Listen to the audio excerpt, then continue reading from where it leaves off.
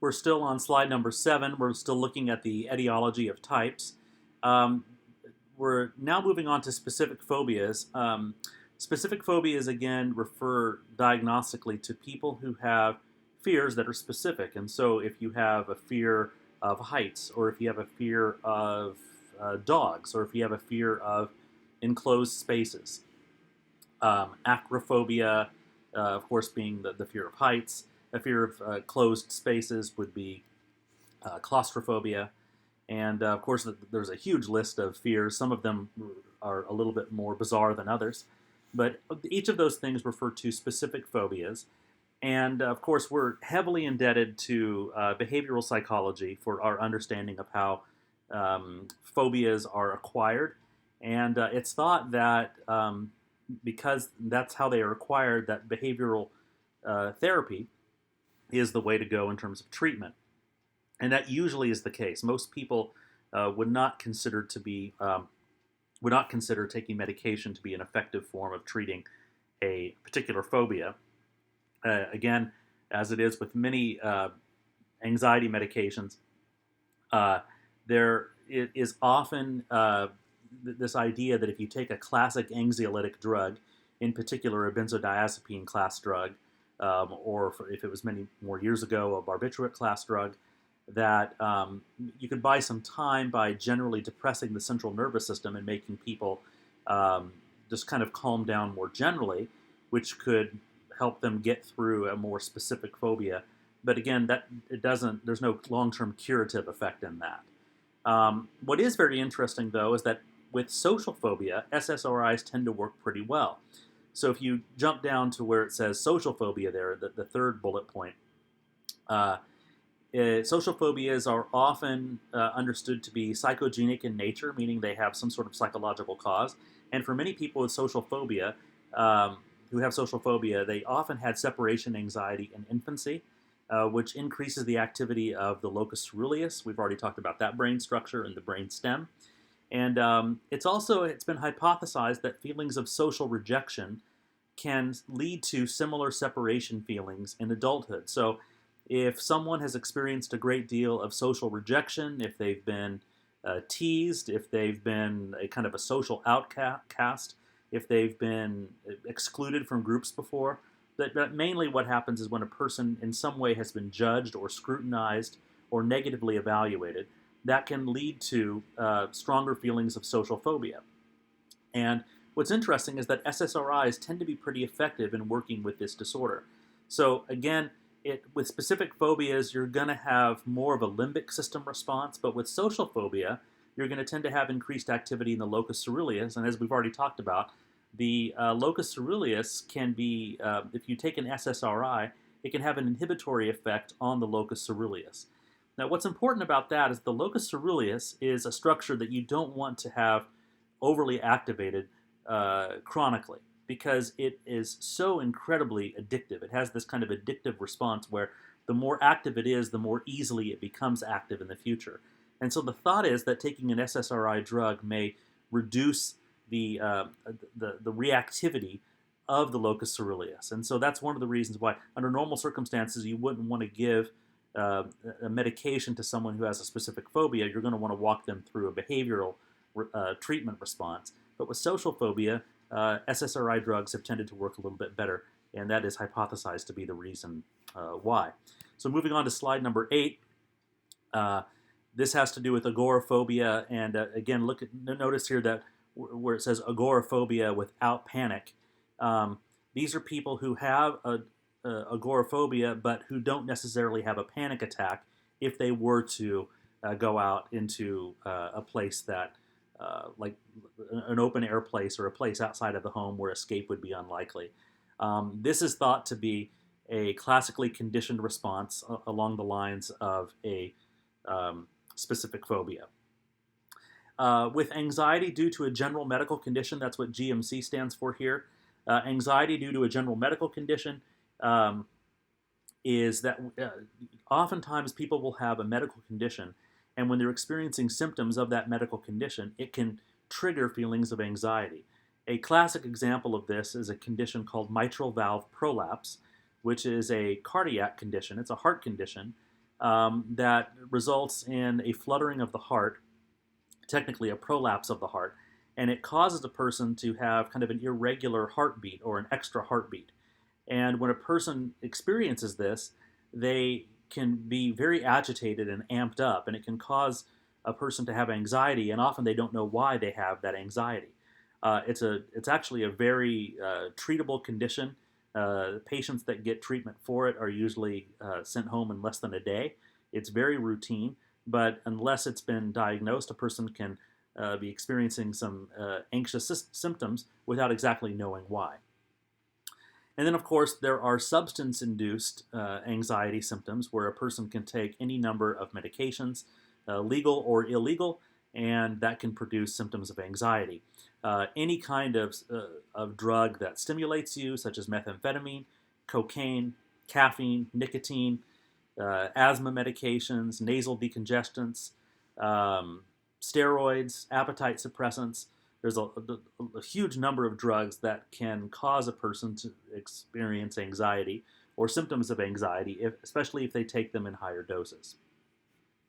Moving down now to slide number 9. Anxiety due to another primary psychiatric diagnosis or psychological diagnosis. This is when anxiety becomes an indicator of how serious the other primary diagnosis can be. And so oftentimes a person can have another condition, and that in and of itself can cause symptoms of anxiety.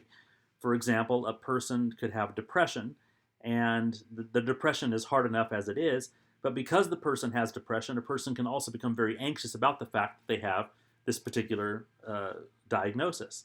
And so usually the stronger the anxiety in association with that diagnosis, the stronger the diagnosis of origin tends to be.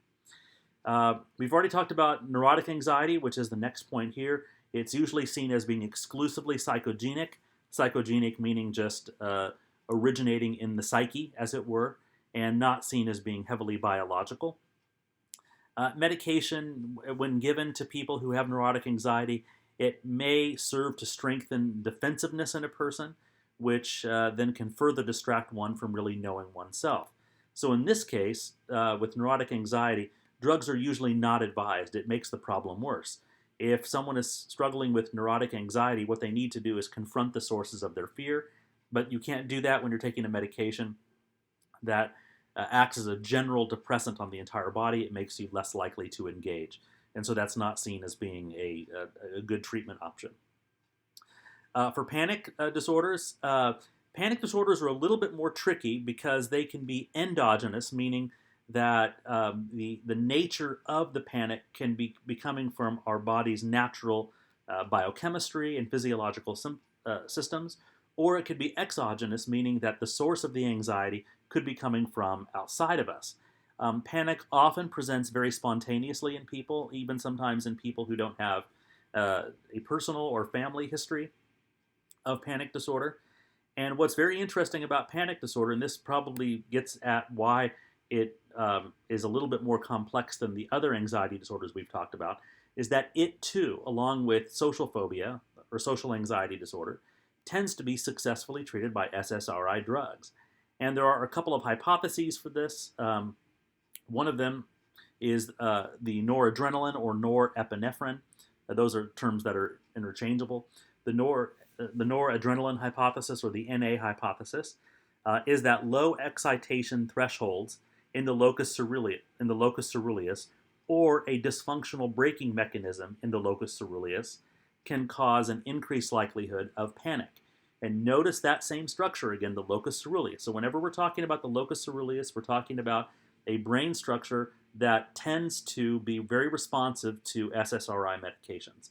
So that's really important. So if we're talking about a classic limbic system structure, not as much, but if we're talking about the locus coeruleus in the brainstem, we're talking about a different category altogether. Notice that these are both that we're talking about, the locus coeruleus and the amygdala in the limbic system. These are brain structures that are very, very primitive. These are not higher cortical areas of the brain. These are parts of the brain that are very old developmentally and are seen as very primitive. Moving on now to slide number 10. And this is now, we're moving into the aspect of our lecture today where we talk about treatment. And of course, the medications that we're talking about in this course, which is psychopharmacology, is a big part of treatment for anxiety disorders. But again, we have to be very, very, very careful when we're talking about medical treatment of anxiety disorders because there is no perfect drug. That's true in general for mental health conditions. There's no such thing as a perfect drug. We also know that with anxiety disorders, that's even less so. The drugs that we have are even less perfect than the ones that we have even for depression. I shouldn't have to remind you, but I'll say it anyway just because it's been a while since you've heard me speak, that a lot of the drugs that are used for depression, the antidepressant drugs, are really misnomers. We should not be calling them antidepressant drugs because their effectiveness goes far beyond depression. And in fact, there are some disorders that in the anxiety class that are often more successfully treated than depressive disorders. So we really need to come up with a new name for them, but antidepressants is what has stuck with us. So that's what we'll keep referring to in this class. So in general, for the treatment of anxiety disorders, therapy is the treatment of choice. And so this is going to present a challenge to you as clinicians. When you have patients coming to you who are in desperate need of really good, effective treatment, and they're looking to you for some advice, and they usually don't want to do a lot of deep work. They want a quick fix. They want to not have to pay a lot of money for counseling. They want to be able to get in and out. They want to be able to go on with their lives as quickly as possible.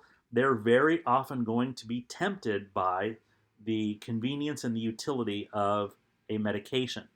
It's very, very important for you to know that if what they really want is a cure for what ails them, that therapy, good old-fashioned psychotherapy, is going to be the best treatment option for them. So I know you're taking the psychopharmacology course. I know it's going to you're going to be very interested in knowing what the best treatment options are, especially on the medical side. But please don't neglect what you've learned in the other parts of your training when it comes to therapy and very effective therapy. If you are a clinician who's very effective at being able to walk people through their anxiety disorders, you are going to be a very, very effective healer. Yes, we need to rely as psychologists on the help of medical professionals to assist us when there is a medication that's really going to be effective for a person on the mental health side of things. But for the most part, these disorders respond best to therapy. Therapy has a very, very nice proven track record compared to other treatment interventions. Please don't neglect good old-fashioned therapy. People are going to be reluctant. A lot of people who are very anxious are very reluctant to do the good work, the very hard work, the good deep work of psychotherapy. But it's very important that you sell them on the idea that what tends to be most effective. So for generalized anxiety disorder, on the treatment side of things, benzodiazepine drugs can be very, very addictive. But it's also the case that the controversy about benzodiazepine drugs may be a little bit overblown. The addictive part is, we have to be careful, because that a drug tends to be addictive does not mean that it will be addictive. So just because you hear the word benzodiazepine, don't immediately start saying, oh my goodness, this person is probably going to become addicted to it. No, not necessarily. There are many people who take benzodiazepine drugs very carefully, just as their doctors have prescribed them. It's just that if you have a person with a tendency toward addiction, or if you suspect that a person may be abusing it, you just want to be very careful, and as being a part of that treatment team, that the person is not abusing them. We also know that beyond the benzodiazepine drugs, there's a drug called Buspar, which has been very effective for several people and tends to be non-addictive. Now, the main thing you need to know about Buspar is that when we're talking about barbiturate class drugs, the benzodiazepine class drugs, and Buspar, but nothing beyond that. Those are your classic anxiolytic drugs. Anxiolytic drugs are drugs that are designed to specifically treat anxiety. What do you need to know about those anxiolytic drugs? They don't cure anxiety. They may be an effective treatment for some of the symptoms on a temporary basis, but in terms of the long-term feasibility of these drugs, there is not much there. In fact, for most people who take benzodiazepine drugs, as soon as they go off the medication, whatever it was they were anxious about, that got them to take the medication in the first place will come back. Those anxious symptoms will come back swiftly, and they will come back more strongly than they presented before. So that's very, very important to know. So with benzodiazepine drugs, you're buying time, you're not buying a cure.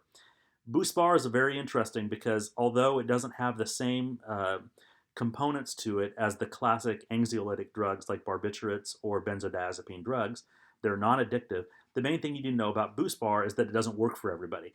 So for the people that Buspar works for, it's fantastic. They love it. But for many people, Buspar does not help. And so many other people then eventually turn to the SSRI drugs. We've already talked about SSRI drugs. They work on the locus coeruleus, among other structures. They have a generally inhibitory effect. And most importantly, SSRI drugs serve to regulate the other neurotransmitters, which is why some people don't go for the specificity of a noradrenergic drug. They go for the generalizability of the SSRI drug. In other words, they're saying, hey, if I can take a medication that doesn't necessarily target happiness, but may target those chemicals in my brain that do target happiness, and it helps regulate those chemicals, why not just take that? So that's what a lot of people opt for with the selective serotonin reuptake inhibitors. In the notes on the bottom, when we're talking about abuse and dependence issues for benzodiazepine drug users, the reason why I wrote that down at the bottom, I put in the little note at the bottom, abuse and dependence issues are central to benzodiazepines. That just means if you're treating someone who's taking a benzodiazepine drug, it will often be the case that their own dependence on the drug, their dependency issues, their addictive potential is usually going to be a part of your therapeutic regimen. So people that tend to rely on benzodiazepine drugs often have dependency issues psychologically in general. So that's an important thing to look at. And remember, when you confront someone about dependency issues, you have to be very, very careful because they might not come back. It has to be done very gently, and it has to be done when you feel like you are empowering a client to be able to kick some old habits. When you're working with people who have dependency issues, they are often very, very afraid of any kind of confrontation.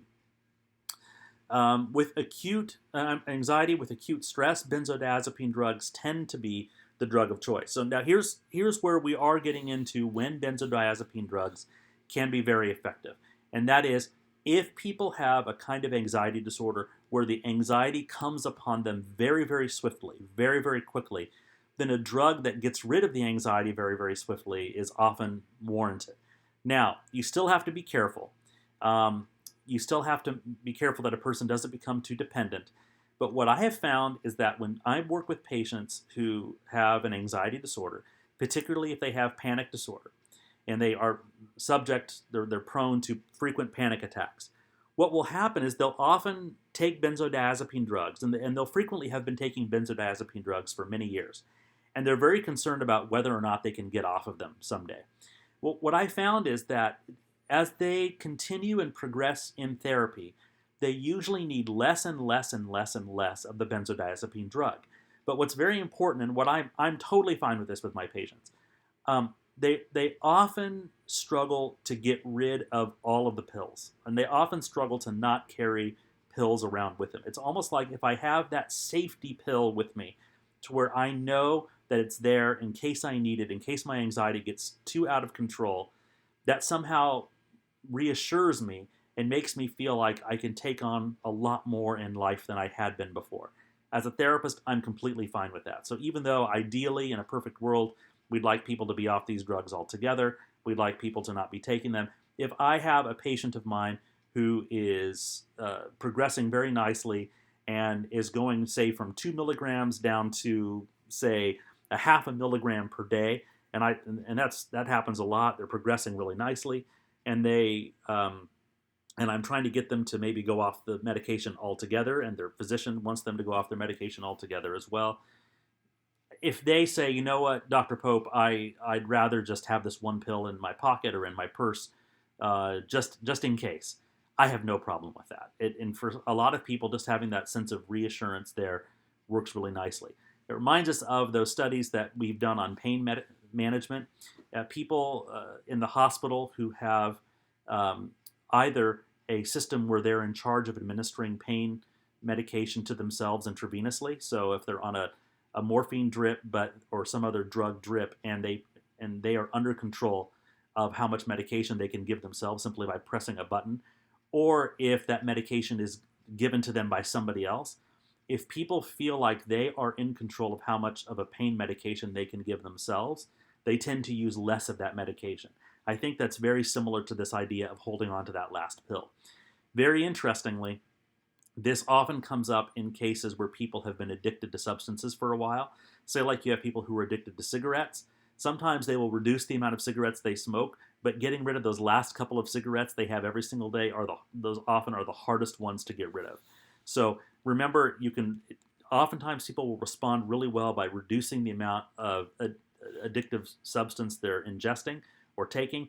But when it comes down to kicking that last pill or getting rid of that last cigarette or getting rid of that last Valium, those are often the hardest ones to get rid of. So, but as far as benzodiazepines are concerned, if a person just has them, sometimes I have patients who don't take any at all. They're not even on a 0.5 milligram, but they just have that in their purse just in case, and they do really, really well. Okay. With specific phobias, where again therapy is the way to go, particularly systematic desensitization or some sort of a flooding technique.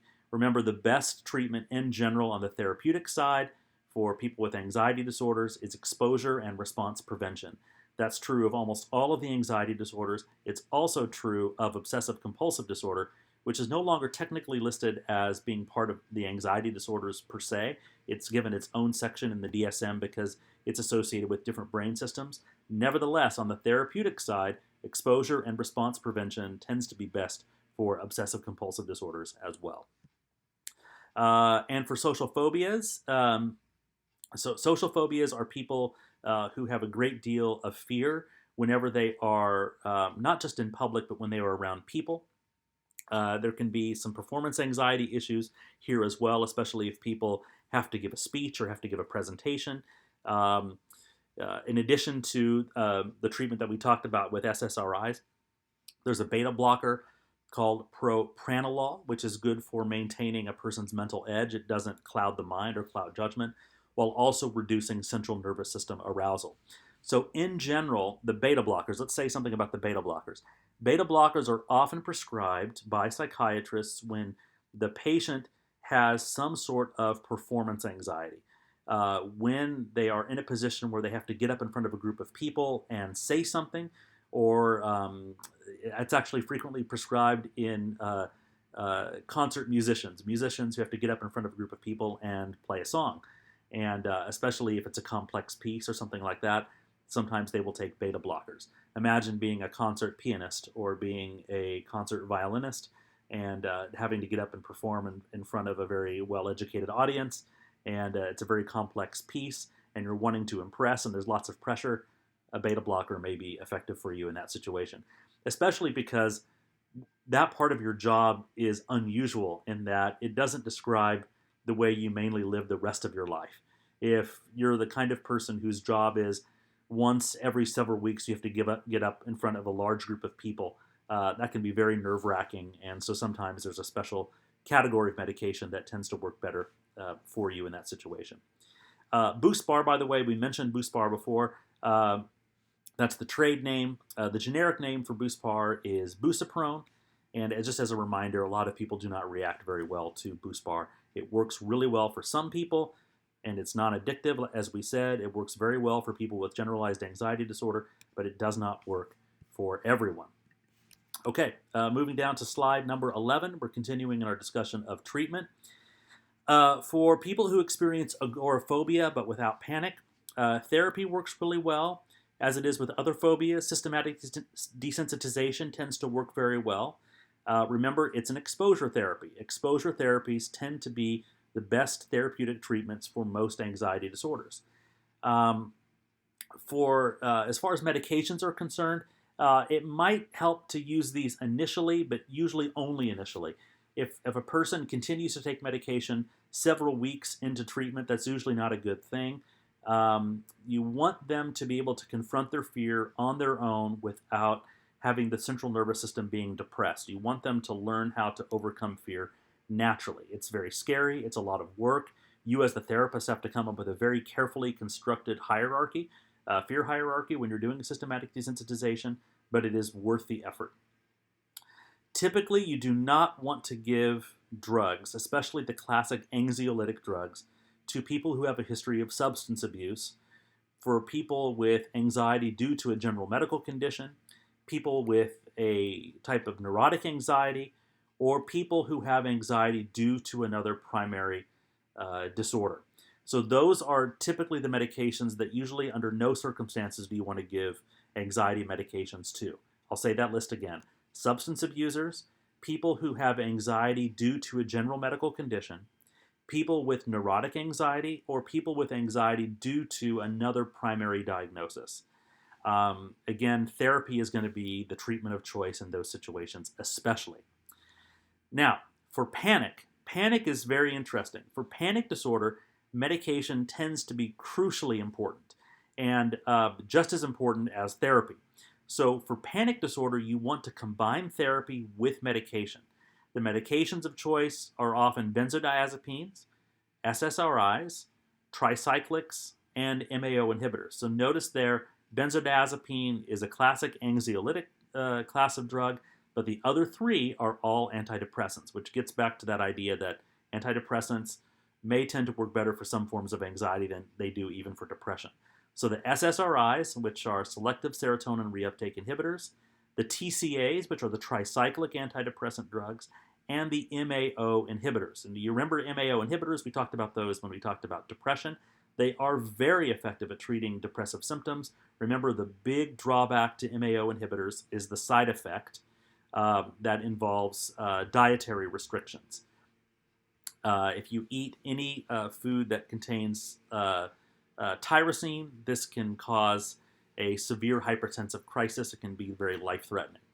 So people who take MAO inhibitors often have to have their blood levels checked, not as frequently as people who take lithium, but it's still important to make sure that you have your blood levels checked. You also want to focus your treatment when you're treating panic disorders on reducing the number of attacks, reducing anticipatory anxiety, and naming and identifying which phobias the person has, and then also working on any kind of secondary symptoms a person may have in association with the panic attack. You may, for example, a lot of people will have a panic attack after they've eaten a large meal. Some other people will have a panic attack when they find themselves in a very specific kind of situation. And so what therapy can often do is get people, first and foremost, to reduce the number of panic attacks is to avoid those situations. But you don't want to do that too much, because what you're ideally trying to do is to get the person to be able to confront those situations, especially if they're situations that are going to have to confront inevitably someday. The classic example of that would be a person who has maybe a fear of flying on an airplane, and they may have a panic attack when they're on the airplane. You can only go so long without taking a plane trip. Eventually, you're going to have to take that plane trip, and the idea behind therapy is to get the person to be best prepared as possible to take that flight. One of the main problems, of course, with taking especially benzodiazepine class drugs is that when you suddenly stop taking the benzodiazepine class drugs, there's a very high relapse rate.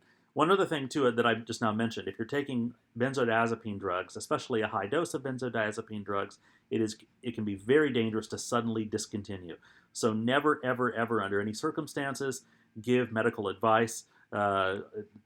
Leave that to your medical professional, but especially raise the red flag in your brain and say something if you suspect that your patient may be suddenly going off of benzodiazepine drugs that they've been taking at a very high level for a long time. That can be very, very dangerous.